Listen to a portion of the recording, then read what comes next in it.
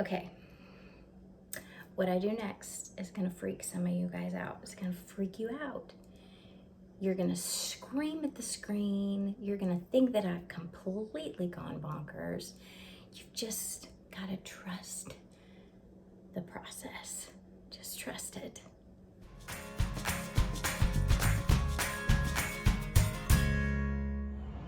I cannot believe that I forgot to film the making of my sign. So I'll try to catch you up to speed. All right, so I got these individual little shadow box honeycomb things. It's about about 3 inches wide. They're pretty big. I had to go to 4 different Hobby Lobbies to get enough of them to make the sign. So the part that you missed that I forgot to show you is that I used wood glue and some clamps and smeared wood glue and clamped them together and let them set overnight and do their thing.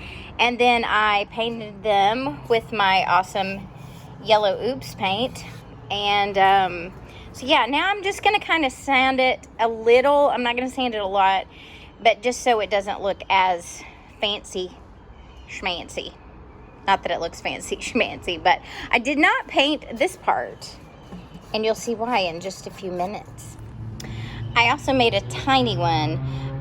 If you saw my first antique booth setup, I made a sign just exactly like this. It's still hanging at that booth, and so I wanted to make another one to hang at this one. These little guys came from Michael's, and again, I just used wood glue, attached them, clamped them together, and then painted them. I'm going to distress them just a little bit as well. And so we have a big and a little. All right, and then next I'm going to do my nutmeg paint color wash. So I just watered this down a whole lot instead of staining it, because staining is stinky and it's hard to get off my fingers. I'm just going to use this as a substitute. All right, so here's what it looks like before, and then here's the after. So it just kind of makes it look like it's been out in a barn for a little while. And the reason I'm painting the back of the small one is because it'll be hanging in my booth, and so people will actually see the back side. So I'm not going to paint the big boy over here because he's just going to be hanging on a wall. Okay, so I won't show you the whole process because it's going to take me a little while, but I just get some of that nutmeg watery solution, and then I just get it on a paper towel and I just rub it in. I don't want any big spots anywhere, but it just takes it down, like the yellow just takes it down just a little bit and makes it look like it's been around a little bit more. It's kind of hard to tell in this light, but we'll do this one here. So again, you could use stain, you could use all kinds of other things, but I had paint, so I like to I like to use what I got, and hopefully it'll do the trick. So I gotta go load my paper towel back up, but hopefully you get it. Hopefully you understand what I'm talking about. Okay, now that I've flipped it over, here's where you're gonna start to see a bigger difference. See how dark and weathered that looks right there? And this doesn't, so I sanded a little bit of the yellow paint off. And here, I've already put some of the brown on there. So I'm gonna get a little bit, so watch what happens. Just rub it across there, push in a little bit. And you see how that makes it look like it's been out somewhere for a little while? So it's not anything, it's not like a huge difference, it's very subtle, but I think it's worth doing. Bless my kitchen table's heart. This is where the work gets done. This is where the magic happens. All right, so I'm going to put letters that spell out my name inside the hexagons. And so picked these up at the Hobby Lobby. They were just plain white. So of course I couldn't just stay with plain white. So got my hand sander after them and just, wrapped them up a little bit. So again, we're gonna put the nutmeg wash on them, and we're gonna see how that turns out. Okay, so you may be wondering what's wrong with the white letters. There's absolutely nothing wrong with the white letters, but considering everything else in the sign looks like it's been left out in the rain, I think just leaving them stark white would just be, they would look out of place. So if this ends up not looking good, I have white paint. I can paint them, or I can paint them yellow. So again, I got my nutmeg wash and just putting it on a little paper towel. I probably would be better to use a cloth towel, but here I go. Okay, so let's see if you can see this. I'm just rubbing it around the edges and put a little more brown in there. Just making them a little weathered looking all the way around the edge. And let's see. I think that looks pretty good.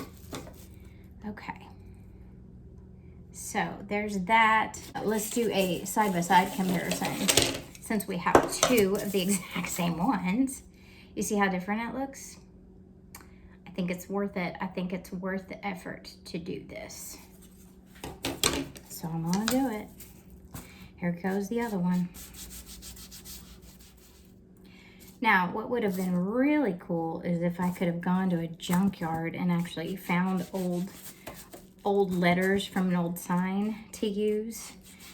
But the chances of me finding the exact letters that I needed for this project, pretty few and far between chances on that, I would imagine. So even though I'm taking something new and making it look old, it kind of helps to convey the aesthetic. It tells the story better when all of the stuff kind of is cohesive and sort of makes sense going together. I like how that E turned out. I just kind of let the sander do what it wanted to do, and that's what it did to that E. So that's pretty cool. But those of you who know me know that even though these aren't, you know, salvaged pieces, of course didn't pay full price for them. Of course not. I don't pay full price for anything. These were at Hobby Lobby. And as you guys, if you know a Hobby Lobby, if you're familiar with what they do, every week they have different stuff that they put like 40 to 50% off. And so I waited for the week that all their wooden pieces were on clearance. Not really on clearance, but on sale. You know what I'm saying? So these originally were, price tags on the back, $249. So I got 40% off of that. So still a bargain, And what I thought was super interesting is, so I don't know if you can see this price. Okay, see that one? $249. Hope it's not blurry. Hope you can see it.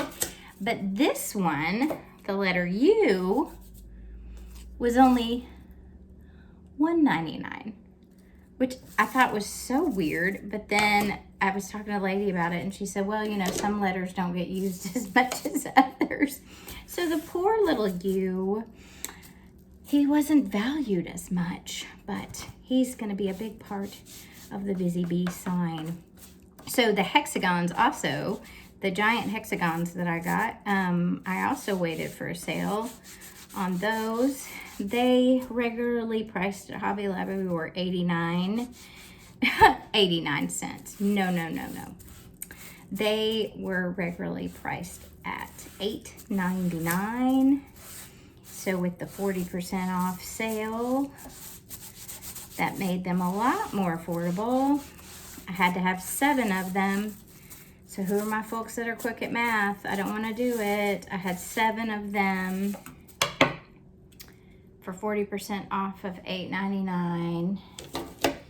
And then these were all 40% off of $249. So if you can do the math, you'll know how much I spent on my sign, which is not very much. And the paint I already had, the nutmeg I already had. But even if I hadn't, I think these little bottles are like $1.50 at the most. And I probably got that on the half off of the paint sale. Knowing me, that's probably what I did. All right, got a few more and then I'll show you what they look like. Alrighty, so my letters are all done. They're all done and dry and all of that good stuff. So the plan is to put each letter in a hex. So to spell out Busy Bee. Okay, there's the S, and there's the Y. But that doesn't look very good. It doesn't look very good because there needs to be something behind them to kind of make them stand out a little bit more. So that's where the next step comes in. So one thing I've discovered now that the bee theme is a theme in my life is that hexagons are very difficult to draw freehand. If you want all the angles right, it requires an insane amount of math, which I'm just not about that. I'm not feeling it. I don't want to do it. And so, however, I did have to make a hexagon for this particular project. So here's how I did it. I kind of cheated. All right, so I got a piece of cardboard, thin cardboard, and I just laid it under one of these and traced it. And then I had to kind of trim it a little here and there to make sure it was the right size. Okay, what I do next is gonna freak some of you guys out. It's gonna freak you out. You're gonna scream at the screen. You're gonna think that I've completely gone bonkers. You've just gotta trust the process. Just trust it.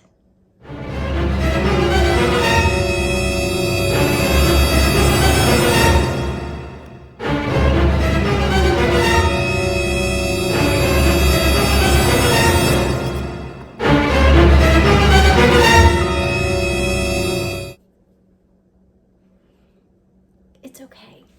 It's okay. It's okay. It's okay. They're fine. Look how beautiful it is. I also want to show you the back. Not that anybody's going to see the back, but okay, I have to explain why this was okay. Now, you know, if you've been watching me for any length of time, or if you know me at all, that I am in the business of restoration and giving new life to old, downtrodden things. Kind of sounds like somebody else I know. Anyway, I'm not about ruining lives. I'm not about it. I'm about saving and restoring and repurposing and breathing new life, regeneration of old things. Okay, that being said, this summer I went to an estate sale and they had a table full of these gorgeous vintage, really antique, they were antique because they're over 100 years old, quilts. And I wasn't coveting, but I was just admiring. And they were priced out of my budget. And so I just kept walking and looked at the things that made sense for me to purchase. After I'd been at the sale for an hour or so, because y'all know how I do, I like to make sure I see everything. The girl running the sale said, "Hey, all the quilts are $20. What? So when I tell you that I ran down the stairs as fast as I could, I'm not even lying. I don't run, but I ran down the stairs, and I just started to scooping all of the quilts up that I could grab. And I looked at the girl, and she was laughing at me. Her name was Audrey, and I said, I hope you don't think I'm being selfish. I hope you don't think I'm being a hoarder. She goes, no, I love this because I know you're going to do fabulous things with these quilts, and I can't wait to see what you do. And so, you know, that was my charge then with these quilts. I probably need to count them. I probably need to show them to you. I didn't do a very good job documenting stuff this summer because there was just too much going on. I'll try to remember. Somebody remind me to show you the quilt stash that I got. But probably 12 full quilts. But some of them, here we go. But some of them are what we call cutter quilts. Okay. What a cutter quilt is a quilt that has seen better days. Obviously, it's been around 100 years. It's seen better days. Or it's already been cut on, like chopped up in some way. So when I saw this beautiful hexagon quilt, y'all, will you just look at that, at the craftsmanship? I mean, this was all hand sewn together, and then it was hand quilted. The hours, the time, the effort that the lady who made this put into this, it just broke my heart to think it's going into the garbage, and I couldn't let that happen. So it had already been chewed on a little bit. It had already been cut on by previous people that had it before, and so it was a cutter quilt. So I knew this one in particular was going to be mine because it has the hexagons and I love it so much. And so I wanted to honor this quilt and use it for pieces that I knew I would hang on to for a long time. And I think it's so fitting that it go in my sign. I really, really do. So that's what we're doing. Also, look at the little cowboy. Oh, I just love the old fabric. I love the old patterns. All right, so let me show you how it's going to be incorporated into the sign.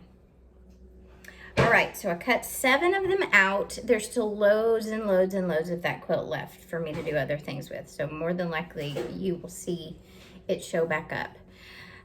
So I cut these using the cardboard cutout that I had, and so they're gonna go in each little spot. They're gonna be like the wallpaper for the sign. So I'm just gonna lay them in here real quick so you can see kind of what we're doing. Okay, so there. Does that make a little bit more sense? I'm gonna hold it up so you can see. All right, so then we come in and we bring our letters and lay it in there. Now, that already looks 100% better than it looked just being in there by itself, but it's still too flat. So I went to the Dollar Tree, shout out Dollar Tree, and I got these little Jenga blocks. They don't call them Jenga blocks. What do they call them? I don't know. But they're in the toy section.